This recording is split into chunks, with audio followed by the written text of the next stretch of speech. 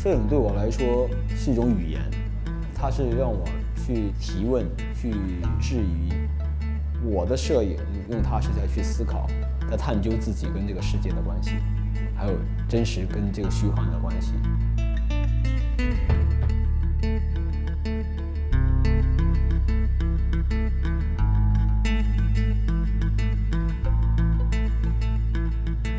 我生活的这个城市叫广州。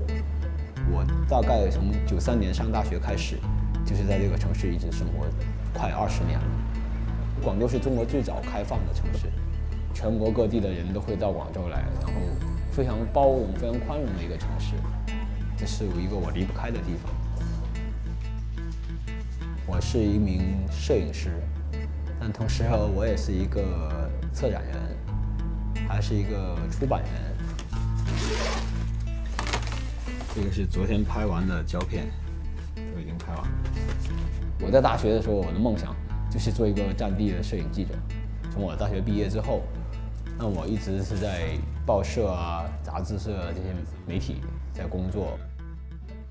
这个是06年青藏铁路开通的前1个月，然后我沿着青藏铁路从西宁一直到拉萨，沿着青藏铁路这样拍摄。我在《城市画报》差不多工作了8年的时间。这个杂志就是在反映中国现在最新的一种城市文化跟青年文化的一本杂志。那它给到摄影师的空间非常大，就是让你可以去用摄影的方式长期的去关注跟拍摄中国城市化的进程，中国的青年文化。其实我们这一代人很多时候对我们自己的文化的根源其实已经完全的不知道了。传统是什么？东方文明的核心价值，它的精神的精髓在哪里？是我特别想去探寻的东西。我的一个比较重要的一个作品系列叫《教魂》系列。贵州安顺有一种很古老的戏剧叫地戏，就是戴着魔的那个面具，然后在田间地头唱的那种戏，演的都是那种就是历史上的故事、历史英雄。他们这些农民穿上戏服之后，站在那个镜头面前，拿起他们的这个脸谱，完全你会觉得这个人是从古代来的。然后当时拍的时候还不知道，照片冲出来之后，发觉哇，这个太奇妙了。他们演的这个角色世世代代都是在演员，完全他们的灵魂是渗透到这个角色里面去了，拍出了我们对于自己文化的一个认识，对于自己历史的一个认识。那拍完这组片子之后，我们就在讨论说我们怎么去看现在的文化。我们就在深圳找了很多这个 cosplay 的团体。其实 cosplay 就是一个角色扮演嘛，跟地戏比起来，其实它里面有相同的东西，也有很不同的东西。所有的化妆、服装都是他们自己的，动作我们只说 OK， 你在镜头面前表演你自己就好了。我觉得最有趣的是他们的眼神，你会发现他们眼神是空洞的，他们就自然而然的出了这种状态。教魂系列整个作品呢，就是关于文化的一个思考，包括全球化跟本土化、跟传统跟现代的一种思考、一种碰撞。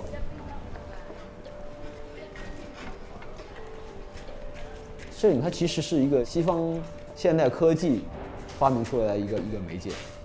我现在用的是西方文明去创作一种东方的文化的一种价值观的东西。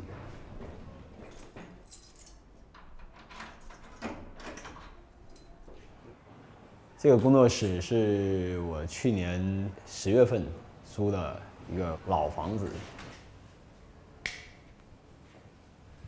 这个是我当时拍四川那个地震之后1年之后去拍的一个就是破碎的一个山水的作品，然后是在我的那个酷山水系列里面的。然后我拍的时候是长卷的，所以用的是用中国的这种像长卷山水画一个方式，包括装裱的方式也是就是中国古典的山水画的方式。酷山水主要拍摄的就是被人类所改变的山水。酷是残酷的酷，在中文词里面，英文里面也是酷 ，COOL， 它是很时髦这样一个东西。所以我用了这样一个双关的一个词来概括当下中国的一个状况。这个是拍的是云南滇池，就原来非常漂亮的一个湖被蓝藻污染了之后的情况。因为当时整个湖面被污染，就是呈出这种绿色，然后那个非常非常臭。那我拍了一系列这样的作品。很多看过我作品的人，他们最开始的时候，他们并不知道我在拍什么，他们觉得哦，这个非常漂亮的山水画一样的照片。走进去一看，才发现哦，原来是非常残酷的东西。其实中国现在就是这样一个状况，一方面看起来非常的时髦，非常的这种发展繁荣，但另外一面可能其实它是一个包含的很残酷的一些事情在里面。那组作品之后，就是我更深入的，就是去拍这种景观类的东西，就是后来我起的那个题目叫超真实中国。超真实这个词语 hyper reality 是法国的哲学家鲍德里亚的一个哲学的概念。因为超真实这个词语形容现在的当下的中国是非常非常贴切的。所有的在中国出现的这种景观，就是像以前虚拟城市一样，做了一个很奇怪的东西，最后变成了现实。这是最吸引人的，而且每天都在不停的变化。那这个系列一直在延续，一直到现在，其实都一直在拍摄这样的题材。我用4:5相机，我是经常要到户外去拍照，就是要去爬山，要去走路的这样一个方式，所以我一直在找一台很轻便的相机，但是又很结实的相机。最后我终于找到了一台我觉得最合适的相机，它是我最好的伙伴。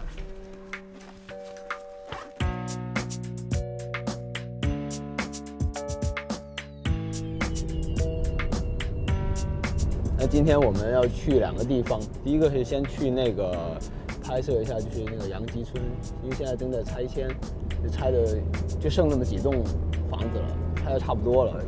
就以前的一个叫广州的城中村嘛，然后我当年刚刚毕业的时候也在那住过半年，所以对那个地方还是蛮有感情的。他是梁长虹是我们很长时间的合作伙伴2个人。然后从一开始我们拍那组叫《So Stealer》就叫魂那组作品的时候，我们2个是一起拍的，一起创作的。刚好他今天来广州，我就会把他抓来当司机了。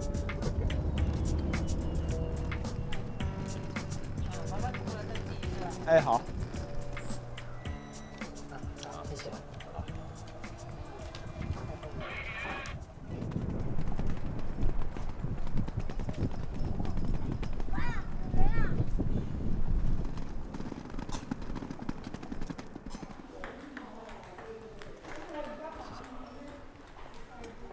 哎，好。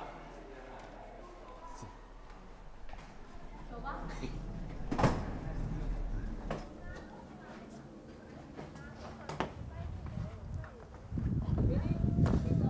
哎呀，真是好天气啊！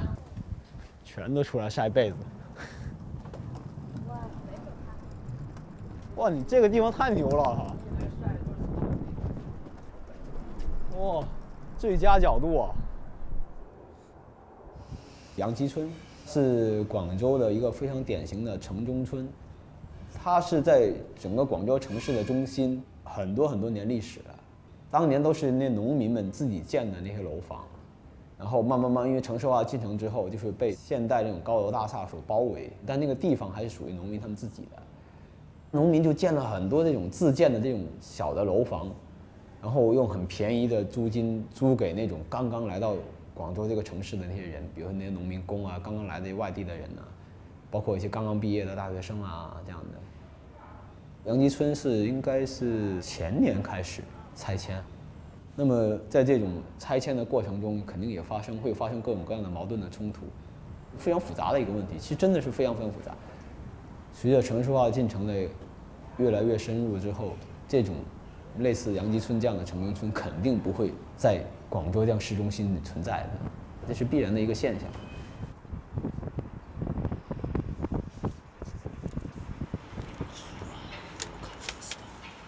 我选用大画幅的方式，一个是呈现，一个是拍摄的过程。因为用大画幅拍摄是必须非常慢，对每一个画面都要很谨慎、很严肃的去观察、去思考。然后你把自己蒙在那个黑布里的时候，你感觉到是说跟周围的关系是没有的，你会进入到另外一个世界里面去的。你的摄影是取之于现实，但是你的最后出来的照片作品，并不是很简单的一个现实的东西。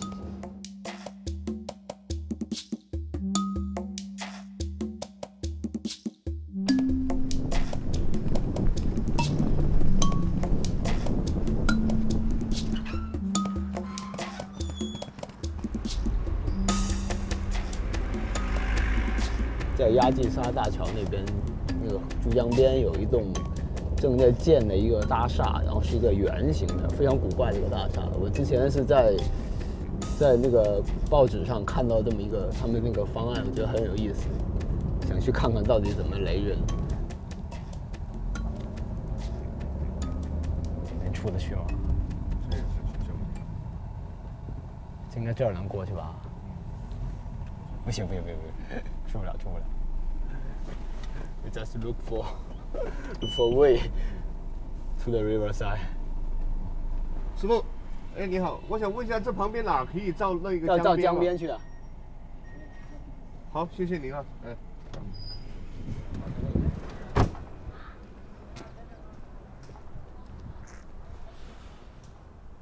咦？没有啊！我靠。鸭记沙大桥。哎，我想问一下，你知道这附近有没有个就是很大的那个圆形的那个大厦在建的？圆形的大厦。对啊，这个是东沙大桥嘛，是吧？东沙是这边吧？那个拱桥看到吗？啊，能看得到。看到在左边右边吗？哦，那里。哎呀。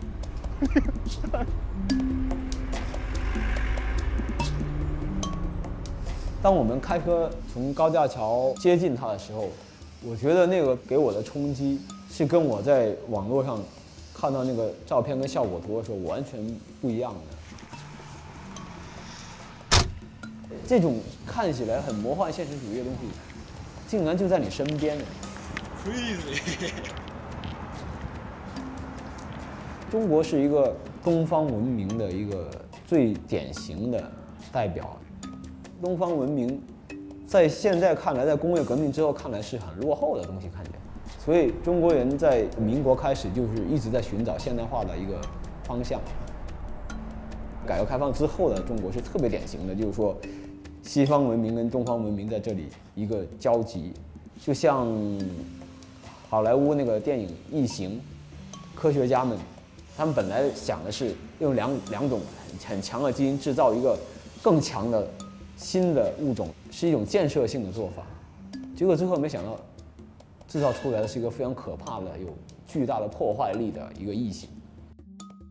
我用这个来比喻中国，现在的中国，这个异形到底怎么样？是说它是有很好的一个建设性呢，还是说有更可怕的破坏力呢？谁也说不清楚。我被人问的最多的说，你的照片是不是经过 Photoshop 处理过的？然后我告诉他们，我的照片基本没有任何改变，现实是什么样子我就拍出来了，都是我拍出来的，不是我做出来的。他被摄的对象自己本身已经在说话了，所以我的照片就是非常非常直接的，用一个画面去框取我觉得超真实的东西。现在的中国就是摄影的黄金时代，绝对是黄金时代。假如你作为一个摄影师错过了，就非常遗憾了。在中国这样一个同一个时空里面，你可以看到从几千年以前到未来的所有的东西都在里面会可以出现，而且每天都在不停的变化。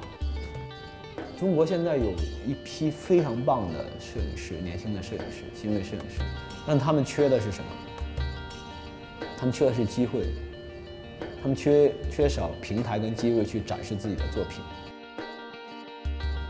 我2010年和几个摄影师朋友一起成立了一个叫真实视觉的一个公司，这个公司就是为了推广中国的这种摄影像文化而去做的一些事情。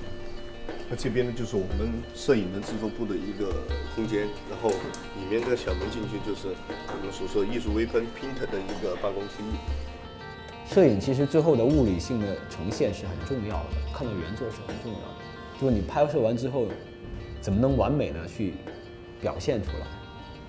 所以我们做了这样一个就是打印的这个工作室，然后相关的比如说出版、策划展览，其实都是在做这个事。在国外来说是很基本的事情，但在中国就是没有嘛。那么我们现在就通过我们的真实视觉这样一个机构，在一点点的做这些事情，一点点的熟悉这些事情，然后也想一点点的去影响喜欢摄影的、喜欢影像艺术的年轻人们，他们怎么样去用更专业的方式去从事这个行业。我希望中国的摄影师是可以走出自己的一条路出来的。